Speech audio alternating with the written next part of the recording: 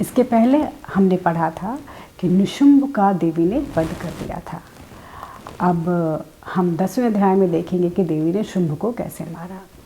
इसके पहले हम इस अध्याय की अधिष्ठात्री देवी से प्रार्थना करते हैं। इस अध्याय की जो देवी हैं उनका नाम कामेश्वरी है। कामेश्वरी का अर्थ होता है जो हर इच्छा को पूर्ण करे, हर कामनाओं को पूर्ण करे, वही है जो सब चीज़ों का निर्माण करती हैं। हे माँ, हमारी भी सारी इच्छाओं को आप पूर्ण करें। अब ऋषि कहते हैं कि देवी कामेश्वरी जो है वो शिव की शक्ति है, इसलिए हम उनको शिवा भी कह सकते हैं। और कामेश्वरी जो है उनकी 3 आँखें हैं, वो पूरी तरह से चैतन्य हैं, वो सब कुछ देख सकती हैं। उनके हाथों में धनुष है, अंकुश है, पाश है और शंख है। अब ऋषि कहते हैं कि जब निशुंभ मारा गया तो उसको देख के जो शुंभ था वो अपने देवी के पास गया और उसने देवी से कहा कि हे दुष्ट दुर्गे, तू बहुत अहंकारी है। तुम ये समझती हो कि तुम बहुत ताकतवर हो। मैं जानता हूँ कि तुम यहाँ पर दूसरी स्त्रियों की सहायता लेके युद्ध कर रही हो। जब हमने पढ़ा था ना कि जब देवताओं ने देखा कि देवी अकेली हैं और इतनी बड़ी दैत्यों की सेना है, तब सबने अपनी अपनी शक्ति देवी की सहायता के लिए भेज दी थी। फिर शुंभ ने कहा कि अगर तुम इतनी हिम्मत वाली होती तो दूसरों की मदद लेकर क्यों लड़ती।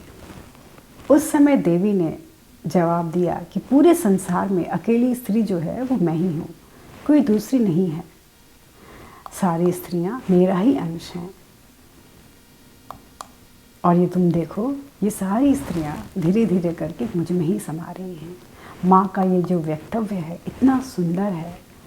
उन्होंने संसार की सारी स्त्रियों को अपने समान समझा।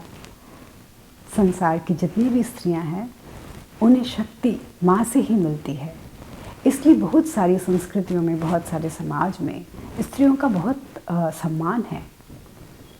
वहाँ पर स्त्रियों को भी देवी के रूप में तुलना की जाती है। देवी ने ये बहुत ही प्यारा संदेश दिया स्त्रियों के बारे में। इसके बाद देवी ने कहा कि देख, ये सब स्त्रियां तो मेरे अंदर समा गई। अब इस युद्ध स्थल में मैं अकेली खड़ी हूँ, आओ मुझसे युद्ध करो।